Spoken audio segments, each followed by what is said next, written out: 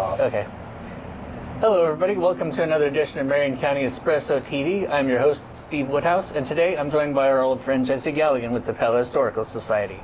And we're coming right up on tulip time. That's right. So, what do you got to tell us about this year's tulip time? Yes, tulip time this year is May 7, 8, and 9. It's the latest it can possibly be, so it gives us a little more time to prep, builds up the anticipation a little bit.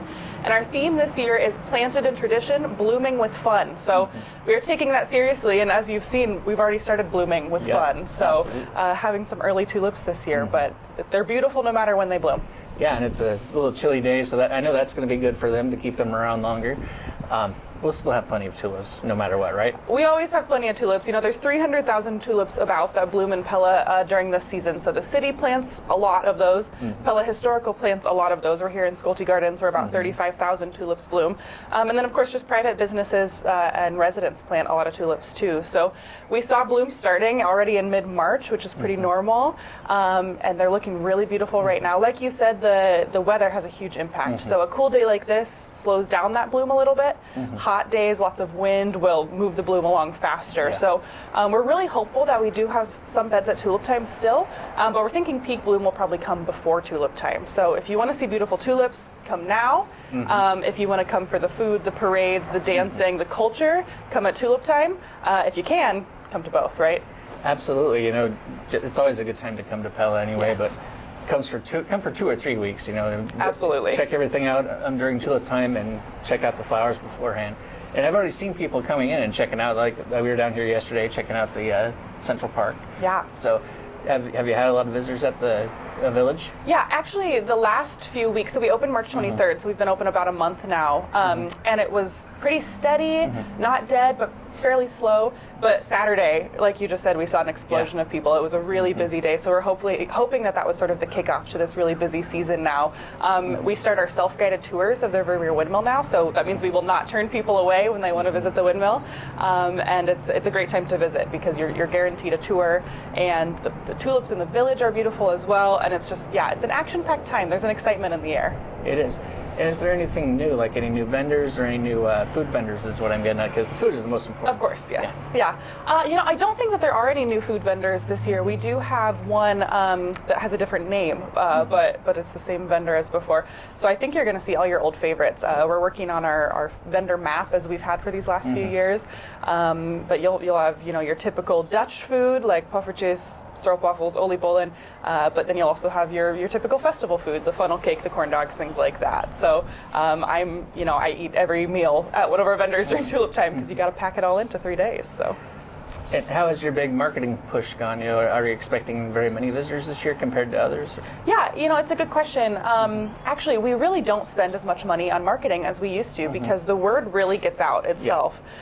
So now we really don't have to work that hard to get people here. We have really wonderful partners that visit Pella right across the street here. They do a lot of work for us spreading the message, which allows us to spend more of our dollars on things like porta potties and sanitation, which is really where our bigger expense lie anymore. We have no problem getting so many people here. Now we worry about how to best take care of them. So it's hard to say what crowds will look like. We hope for beautiful days. Honestly, beautiful days are sometimes more important than tulips in bloom. So now the countdown is on to see what that forecast is looking like.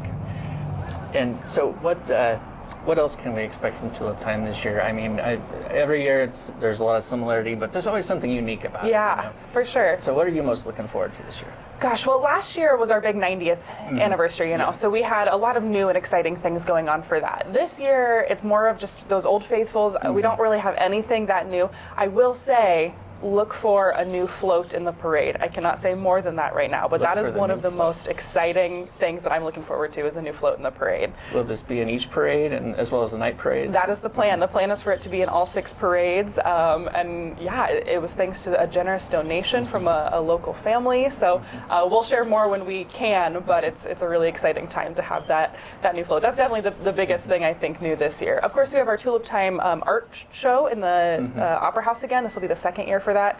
Just some beautiful, beautiful artwork. I mean, the talent of our community is incredible, and it's on full display there. So definitely check that out too.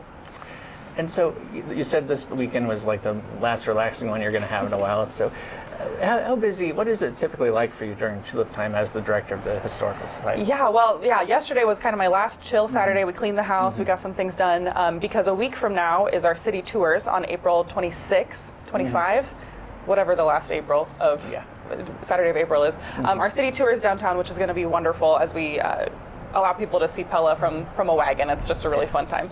And then King's Day is May 2, so this is really our third King's Day, but it's the second time that it's been as big as it is now. We'll have this place, Schulte Gardens, full of vendors. We have like 50 vendors for our King's Day market, which is really exciting. So that's a huge day, a huge push for myself, my staff, our volunteers, and then 6, 4, 5 short days later, it's tulip time. So, I am up really, really early, as are so many people who are volunteering and working during tulip time. I think the first Thursday I usually do some media, so I'm up at like 5 o'clock in full Dutch costume on the square. That's a little bit earlier than I'm used to, but so the end of Thursday I'm pretty exhausted. But most of the weekend is, talking to people, talking about Pella Historical as the sponsor and organizer of tulip time, because we want to get that message out. Putting out any small fires that come up, just being aware of things and helping solve problems. I'll be spending a lot of time at our merch booth it's right by the gift shop, where we'll have our exclusive tulip time merch that we just revealed. So find me there for sure, but it's go, go, go. But it's a fun busy, that's what Absolutely. I keep telling people, so yeah. And of course, you mentioned the volunteers, excuse me. It's not possible to do this without the volunteers, right? 100%. I mean, I would love to someday tally the hours of volunteers it takes to make tulip time, but so many things happen that I don't even know about that it would be really hard to tally those numbers. But I mean, I would say over 1,000 volunteers. Right. I mean, if you look at the parades alone, everybody in the parade is a volunteer, right? So thousands of people are making tulip time happen. We still have slots, right? We still have places that people can help out if they want. So we're looking for folks to help at the Historical Village, right here at the Schulte House. That's people who are talking to visitors, telling the story of Pella, just being a friendly face to answer questions and things like that. That's where we could really use help right now. But oh my gosh, every year I'm just astounded by the people who are so giving of their time, talent, energy to make this thing happen. Absolutely.